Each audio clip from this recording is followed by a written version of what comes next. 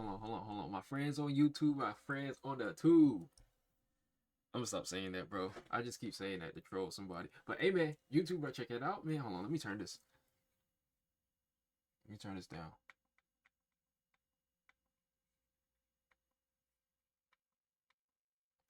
All right, that's better. Cool. We got Corey not in the house anymore. Let's get it, Cal. Is this Cal? Yeah, this is Kyle Massey. Little story. Y'all can't even hear it. I do this every time.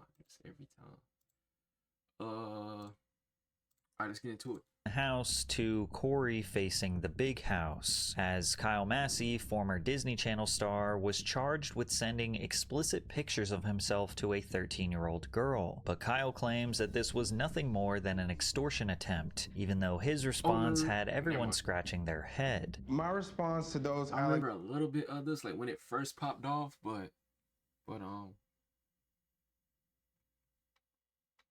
sorry, I'm trying to make this look. All right, I remember a little bit of this when it popped off, but I need a refresher.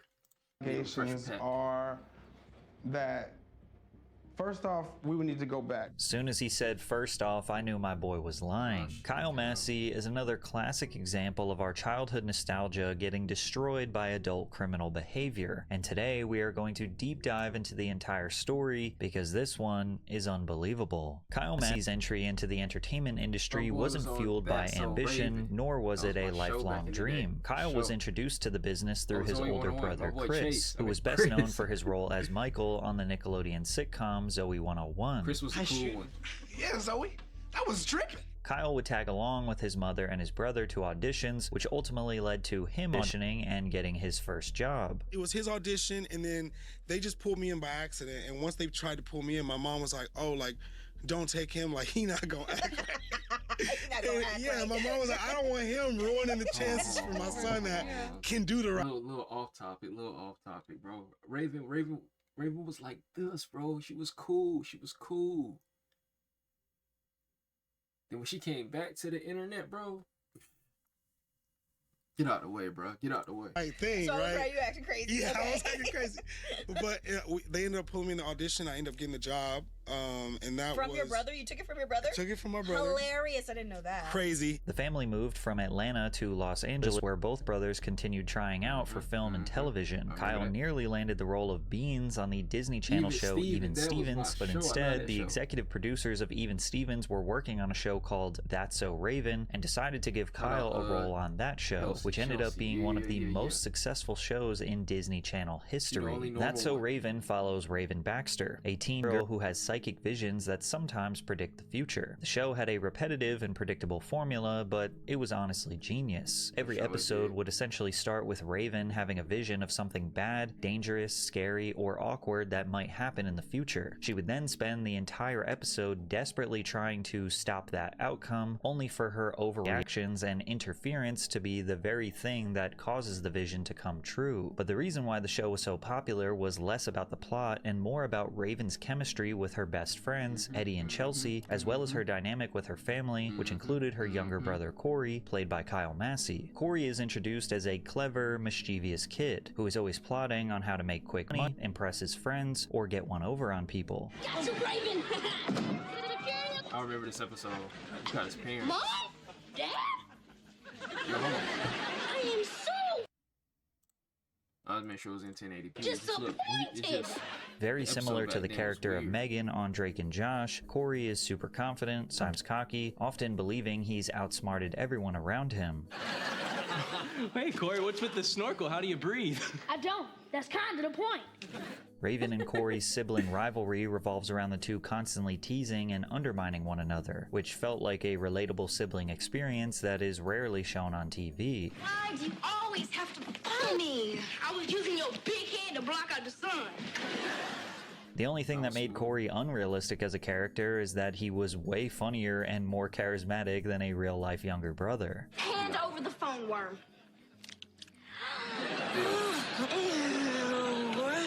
Don't look at me, the boy is good. My nickname isn't Worm or Megan, it's Dr. Love. But despite Corey and Raven constantly bickering and fighting, they have deep, familial, unconditional love for each other. Corey, I never thought I'd say this, but I'm so proud of you. I never thought I'd say this. Thanks for having my back. That's So Raven was a massive hit from the beginning, debuting to 3.4 million viewers, which was higher than any Disney original series premiere at that time. It continued to grow drastically. Even a random episode deep into season 3 would secure as much as 5 million viewers. The show and cast were nominated for various awards over 30 times. They wrote books based around the show, sold video games, and even were nominated for 2 Emmys. After 100 episodes, That's So Raven redefined the Disney Channel, and executives were trying to milk Raven-Symoné's popularity for as long as possible, which ended up benefiting Kyle Massey significantly. Disney Channel executives pitched That's So Raven 2, which was going to be a show that follows Raven to college, but Raven had been working in the entertainment industry since she was 3 years old and wanted to retire by age 18, so she ultimately decided not to take on a new role, which forced the network to shift focus and develop a spin-off around Kyle Massey instead. But first, picture this. You're about to board a plane and you notice one of the engines is smoking. There's a good reason that you wouldn't trust that plane. Just like there's a reason why Morgan & Morgan... Shout out Morgan & Morgan. Yo, I just realized it got dark in here once I did that. Let me flip this around again. Morgan & Morgan. Shout out. And my freaking Blanche just came out.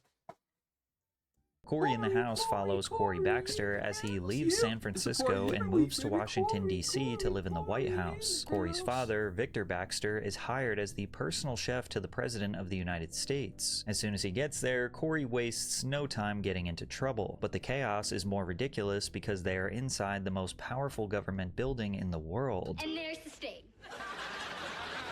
All right, back up. I've got some work to do, okay? I am going to fix this with Krama Parum's old-timey Bahavian stain remover. A splash of yak milk. Cory's plans usually clash with the strict rules and routines of presidential life, leading to comedic situations involving Secret Service agents and the presidential family. He could lick my hand all day.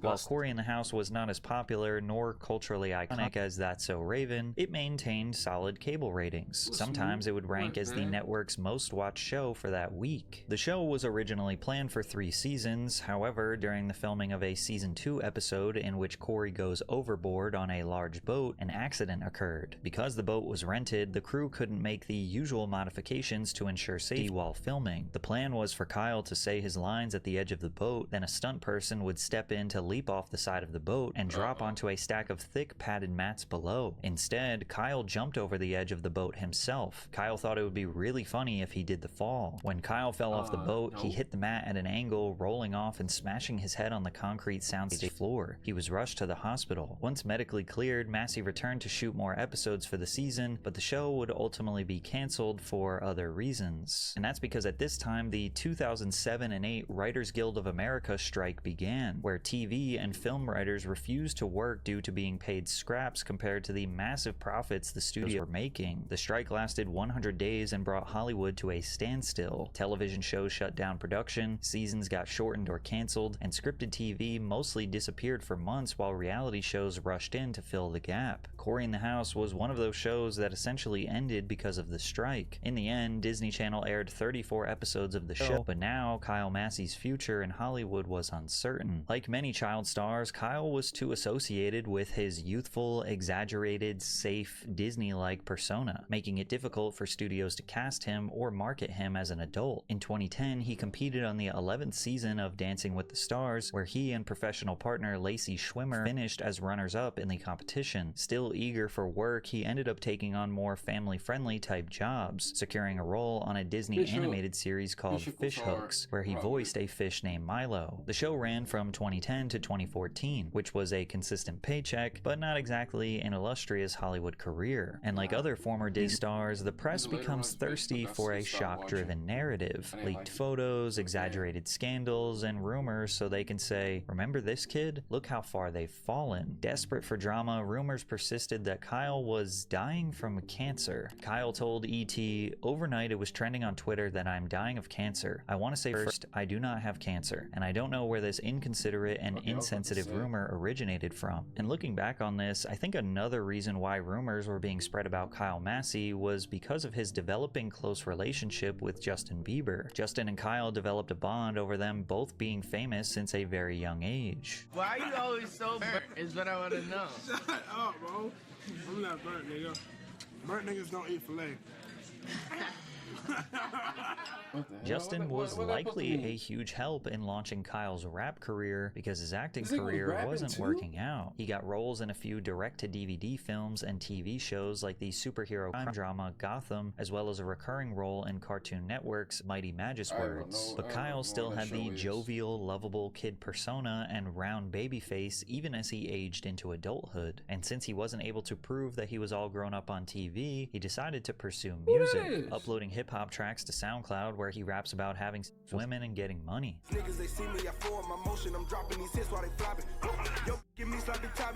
Now I'm assuming that him becoming... Who flow he just took? Who flow he just took? That's somebody flow. To SoundCloud where he raps about having sex with women and getting money.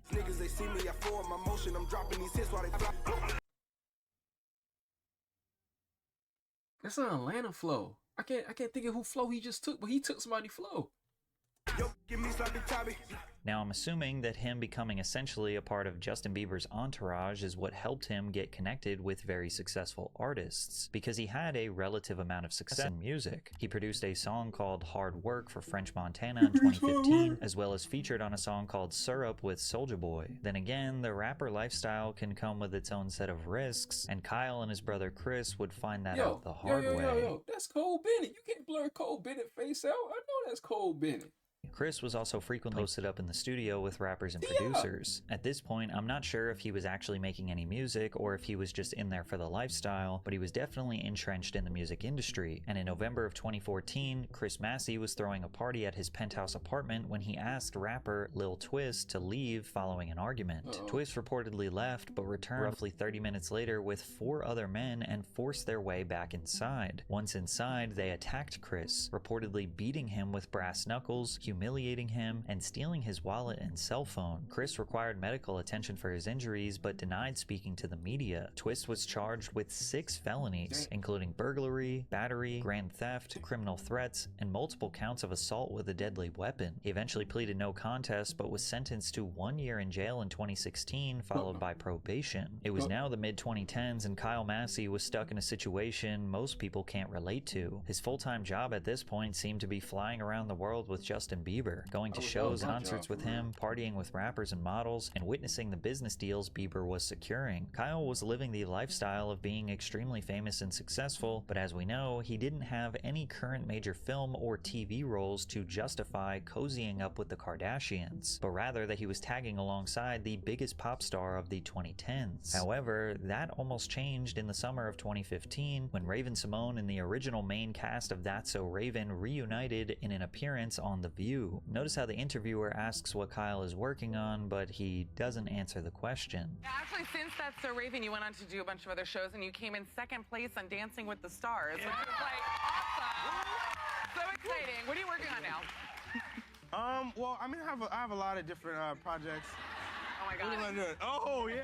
People suspected that since the cast was reunited and Disney Channel was leaning into reboots after finding success with Girl Meets World, that maybe a That's So Raven reboot was coming, and we would later find out that it was. And Kyle was not going to be invited. Even worse, he would also be accused of promising a 13-year-old girl that he could get her a role on that show, and would be charged with sending explicit pictures of himself to that child. The victim, who wasn't named due to her age, claimed she met Kyle when she was 4 years old, meaning Kyle was 18 or 19 and 2 years removed from the end of Cory in the House. Interested in pursuing a career in entertainment, she remained in contact with him, and Massey became close with her and her family. He later suggested that she travel from Seattle, Washington to live with him and his girlfriend in LA. The girl and her mother say Kyle held himself out as a father figure to her, and their contact increased in November 2018 when the girl expressed interest in a role on the rebooted version of That's So Raven. Raven's Home was the official spin-off that premiered premiered in the summer of 2017 and followed a similar plot as the original. Raven Baxter is now an adult single mother living in Chicago with her twin children, Booker and Nia, who have inherited her psychic abilities. The show reunites Raven with her best friend Chelsea and her father Victor, along with appearances by many other familiar characters from the original series. However, Orlando Brown and Kyle Massey were left out. Massey told Perez Hilton, "As far as That's So Raven 2, I'm not really sure what part I will play in the show, if any. I spoke with Raven a few weeks ago, but we haven't officially secured anything yet. I would always be down to a guest spot on her show. Raven can make it happen. Hell, who knows? I might have to bring Corey in the house back with a fake Donald Trump as president. You never know. Just know it's always a party when you get the gang back together." It was clear that Kyle Massey didn't just want this opportunity, he needed it. However, he would never get a role on Raven's Home, nor would he get a reboot of his own show, and maybe that's a good thing. Massey's contact with the underage victim increased heavily in November of 2018 because during that same month, the third season of Raven's Home planned on adding several new female characters ranging from 11 to 13 years old. Because Kyle had been a part of the original show, the alleged victim likely assumed that he had the connections necessary to help her get a role. And this is when Kyle contacted the girl's mother to invite the girl to stay with him and his girlfriend in Los Angeles so he could help her find an agent. However, a month later, he allegedly added the girl as a friend on Snapchat and shortly after sent her numerous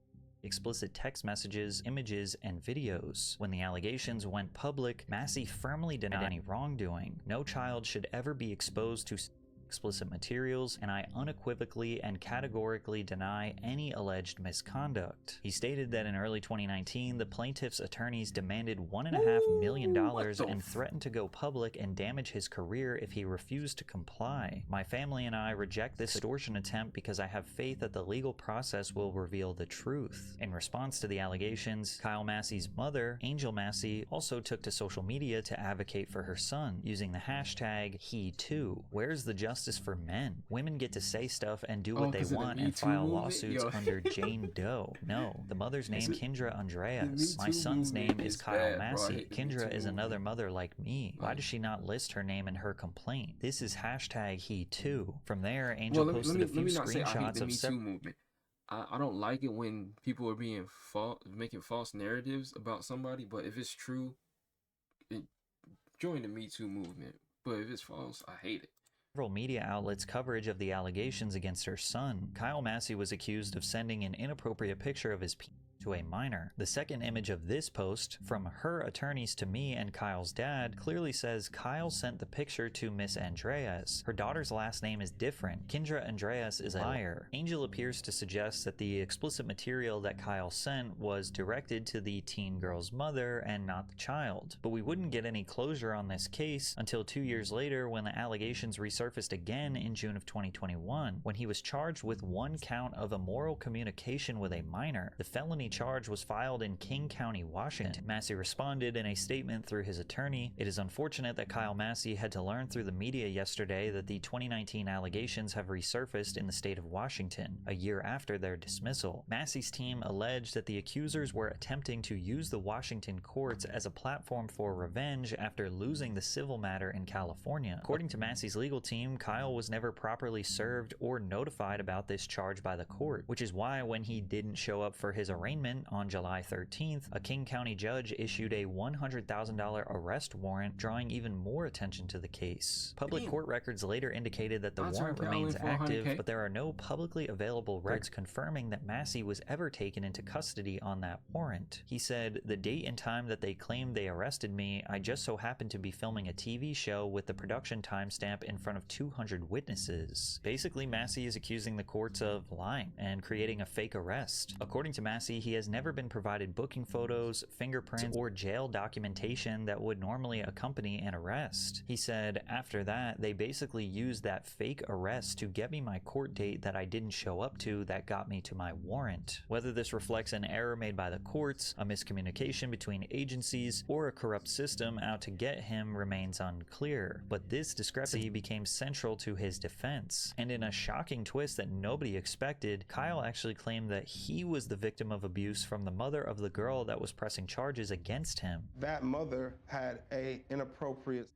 relationship with me since I was a kid, when I was 15. Now I can sit here and I can like look at you and say it without breaking down. But you gotta understand, this was like one of the hardest moments in my life because the person that took advantage of me when I was a child is now painting me as the predator. According to his lawyer, Ariel Mitchell, Massey met the mother, Kendra Andreas, in California in 2007, 2 years before the mother claims that they met and when the actor was just 15. The claims that Massey portrayed himself as a father figure to her child are misleading, arguing that it was Miss Andreas who wanted him to fill that role. Even in the police statement, the mother says Mr. Massey was promising her, the mother, to marry her, the mother, and for them to move. The lawyer also referenced a potential witness who claimed the mother said that she was trying to get that Disney money and eventually have a baby with the actor. Kyle defended his relationship with the daughter by claiming he had a history of mentoring and supporting aspiring performers. And I did it just out of the grace of my heart, just because I know how much I've been helped along my path. So as far as this girl, the whole me helping her situation was just another person that I was trying to help. Massey reiterated that he has been famous since the age of 8. He said that when he was a 16-year-old superstar and among the most famous African Americans in the country, he frequently met 12-year-olds with dreams, adding that many of those individuals later found success, which he attributed to his guidance. But then his story slightly changed, going from "this is absolute nonsense extortion" to "well, it was an accident." Kyle acknowledged accidentally sending the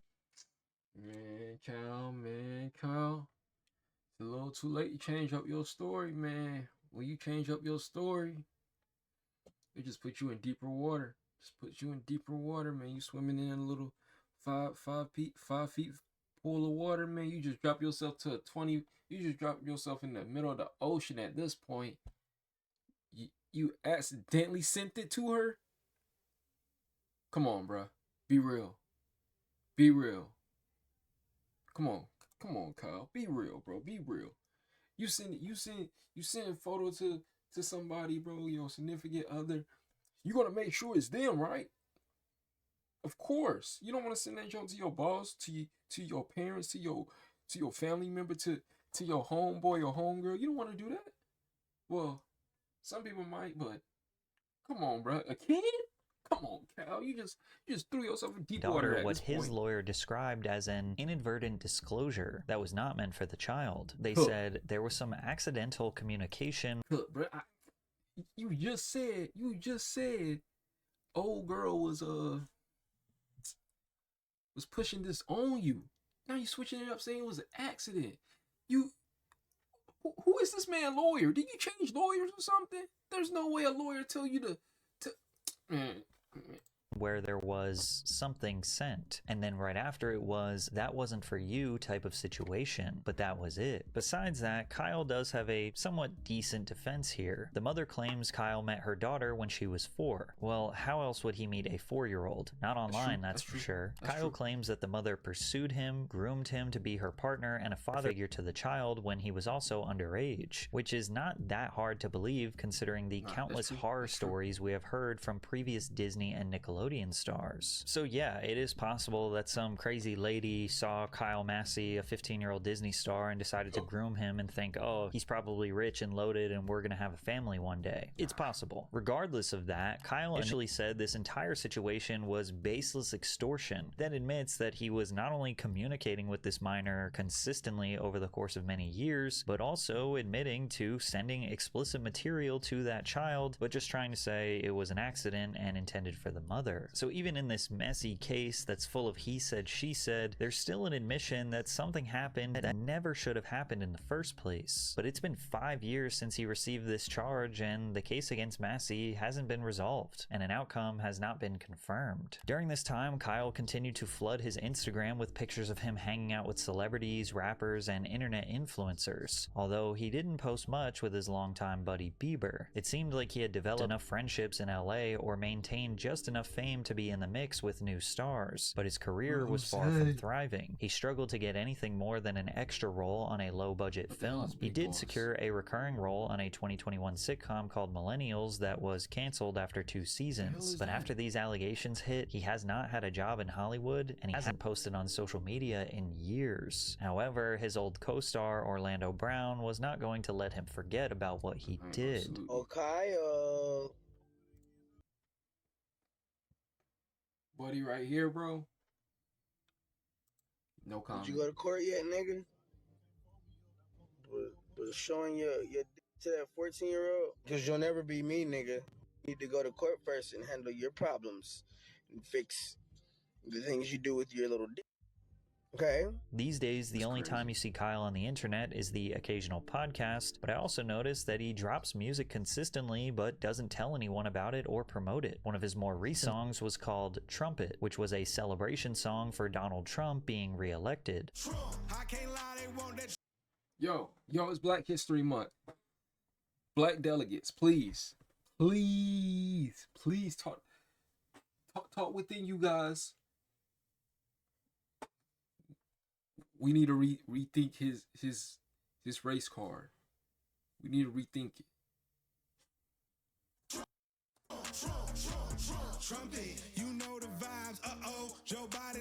Kyle Massey was another Disney kid who grew up inside a machine that rewarded fame before maturity, and as a result, he led a life where he failed to grow up at best and committed horrific crimes against children at worst. Whether Kyle Massey was failed by the system, the people around him, or his own decisions, the result is the same. A once childhood icon's reputation is now permanently destroyed. The craziest part is the same thing happened to his That's So Raven co-star Orlando Brown, who suffered. I don't want to talk about that nigga Orlando Brown. Get on my face. I ain't got nothing to say, bro. I'm gonna get at y'all on the next one, bro.